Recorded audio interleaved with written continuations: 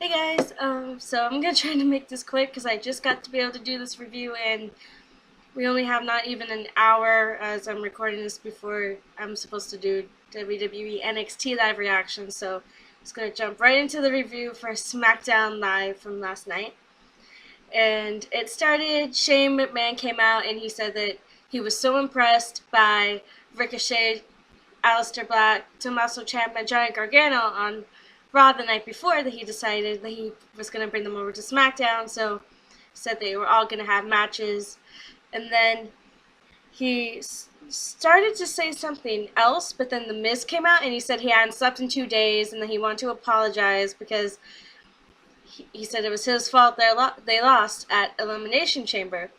He got in the ring and he said to Shane, like, I need to confess that I used you because our we have similar problems with our dads, but then we won the titles and you celebrate by bringing my dad to the show after, and he said he was proud of me and that he loved me, and that was the first time I'd ever heard that, and that meant so much to him. So he thanked Shane for that, and then he was like, after all that, like, I just really want to make this up to you, and so I know there are no more rematch clauses, but you can make it so that we can have a match. And Shane looked like he was gonna say no, but then the Usos came out and they like told Shane, "Come on, forgive him. We'll give you one more shot." And then they started insulting Miz, calling him, saying that he was not an A-lister, saying that he was a fake, a fraud, a C-lister trying to be an A-lister. And then Shane got offended by this, and he's like, "Hey, you don't insult my friend. You don't insult Miz." And then he said, "You know what? The match is on, and we're gonna do it in Miz's hometown in at Fastlane." And so the Usos were happy, the Miz was happy, everyone was happy. Like, I like the fact that they acknowledged the fact that there are no rematches anymore, but then obviously you knew they were probably gonna do it. But I'm interested in seeing where this goes. Like, the whole segment wasn't that bad. It was okay. I don't mind it at all. Next, the first match, Aleister Black versus Andrade. I kept getting the biggest kick out of the fact that Selena had to come up with Andrade and like root against her husband. That was the best thing ever for me. I love that so much. And the fact that like Aleister literally wouldn't even look at her was another highlight for me. It's like everything was way too good. The match was pretty good too. And Aleister, of course, won when he got the black mass on Andrade. And so, cool. So Tommaso Ciampa and Johnny Gargano were watching the match, and then they kind of were like, yeah, that was cool. And then they're interviewed by Kayla, who wants to know if they know that they need to like step it up tonight, and they're like, we know that no. Tommaso says that he knows that because it's SmackDown, not NXT, that many people are just meeting them for the first time. But him and Johnny Gargano are like buddies now, and it's weird. It's so weird. But they're just talking about like how they are gonna like they can keep up with the hype. They're not here to play. They're here to like make a statement and like make an impression, represent NXT, all that. And then the bar come over and they're like making fun of them, and then Johnny says, "We're not here to make the bar, we're here to break the bar." And the bar still laughed, but it was like, oh, great. So that was, I love that line though. Johnny saying, "We're here to break the bar." I love that. That was cool. Then there's a little backstage thing again where Jeff is with AJ and he's like, what happened in Elimination Chamber was just that. And so, like, let's just let bygones be bygones because we're a tag team. So let's just go out there and be a team. And AJ's like, yeah, I agree.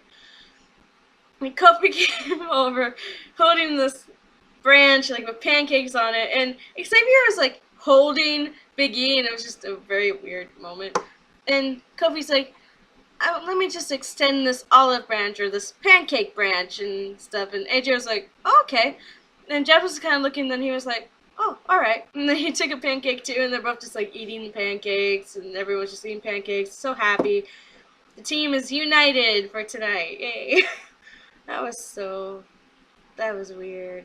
Um, that was really, really, it was just weird. Um, and then Tommaso Ciampa and Johnny Gargano had their match with the Bar, and the Bar got a whole lot of offense in, and at times it looked like Tommaso got hurt and that Sheamus got hurt, like when they did like the backbreaker thing, like from the rope and stuff. But Johnny got a roll up, and so he and Tommaso Ciampa won the match. And Sheamus was like gripping onto his left knee, so it was like wondering if he was actually hurt for a minute. But I guess there was news that said they're fine, so okay. And then there's a video package showing a Ricochet, and then Asuka's music hit, and I like lost it. I got so excited because it's like finally she's here. And, like I was so happy for that. Like just the fact that Asuka's finally here, it's awesome. And it says that she's gonna have an interview, and then Kayla's interviewing Asuka about the fact that, like, with everything going on with Charlotte and Becky, like, asked her if she felt like she was lost in the shuffle, and Asuka just said, I beat Becky and Charlotte at TLC, I made Becky tap out at Royal Rumble, but now I don't want to talk about Becky and Charlotte, I just want to know who my next challenger is going to be, and I want to know right now. And so it's like, cool. But then Mandy Rose came out, and it's like, oh, God. And she's, like, insulting Asuka and stuff, and then she gets in the ring. She and Asuka have a match, and it's like,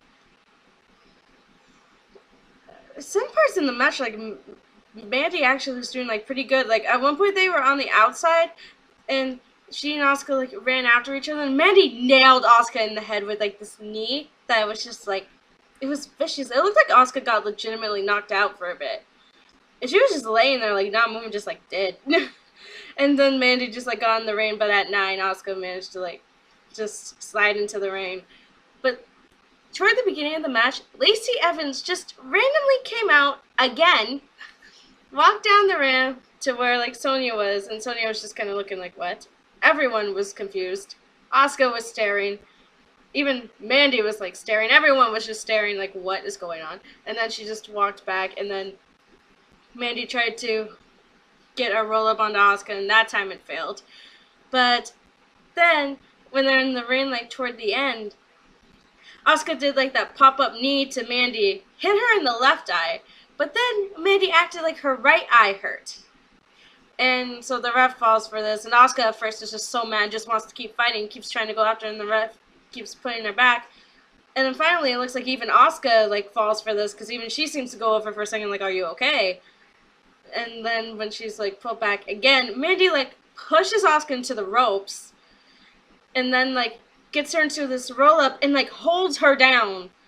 Like, Asuka doesn't really try to kick out, but still she's, like, being held down, so even though she wanted to, she couldn't move at all, so that the ref got 3, and then Asuka was mad. Like, she's irate. Something's gonna go on next week, I know that for sure.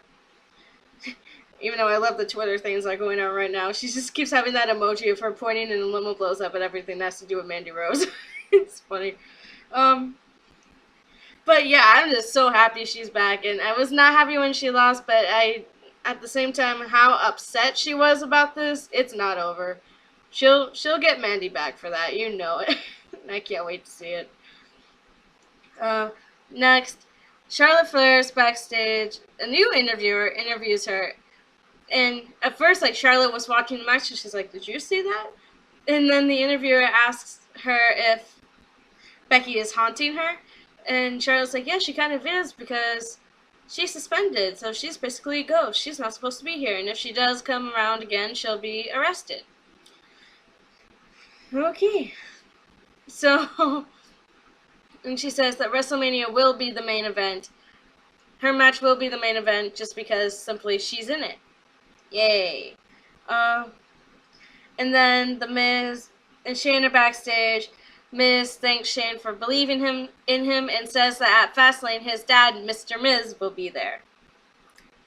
at ringside. Okay. So if they win at Fastlane after hearing that news, I'm gonna be shocked. Then it's Ricochet versus Eric Young. This match like had a whole lot of high fly moves and all over the place. And unlike at Lafayette, the crowd was actually into this stuff and also we got to see Ricochet's entrance, which made me happy. And so all the entrances looked really good. It was fun. But Ricochet got so many moves on Eric, and every time, like, with the other members of Sanity tried to get involved, Ricochet was always too quick for everyone, and of course, he did 630 and won the match, so I'm happy. Then next, the New Day were interviewed by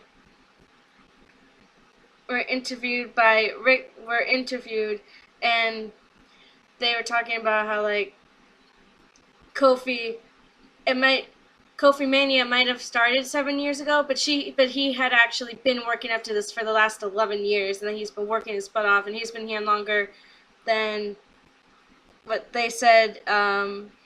Instagram or Empire were two things I remember them saying, that Kofi has been here longer than that, and then and then Kofi says that no matter what, he couldn't have gotten to this point without Xavier and Big E. He's like, I love you guys, like, it's couldn't be possible without you and stuff. And then their music played, and Big E does the intro because they're about to go out. But before that match, there's a commercial, and it was just the same Kevin Owens promo thing from on Raw, so we don't really have to talk about that. You know, the one where his kid, like, turns out it was his son who, like, bought popcorn and soda but didn't give him any change back. It's like, you know. Then the main event was Jeff Hardy, AJ Styles, and Kofi Kingston versus Samoa Joe, Randy Orton, and the new Daniel Bryan. Now, of course, everyone comes out, and the last person who comes out was Daniel, of course, with Rowan. And he had to, you know, Daniel had to talk about how he didn't want to save us, but he had to. He didn't want to be in the Elimination Chamber match, but he was. And that he, you know, just the whole thing, how he was going to educate us and that stuff. And then he said that he was going to tell us about who his opponent at Fastlane was going to be. And he said, I'm not going to tell you who it is, but I'm going to tell you who it's not. And he says it's not any of the men who are going to be in this match because he'd already beat all of them at Elimination Chamber. You know, that's fair, because, like, he did beat everyone, so, yeah. But, Jeff got a lot of the damage done to him, even though the hot tag was made to Kofi. And Kofi, with one Trouble in Paradise to Daniel Bryan, got the win. Like, the match was pretty long, there was a lot going on, but it ended with Kofi Kingston getting the Trouble in Paradise onto Daniel Bryan for the win. And after that, Shane McMahon came out and he said, I'm here to announce who Daniel Bryan's opponent at Fastlane is going to be. And he looks around at the crowd. Everyone's chanting Kofi Kingston.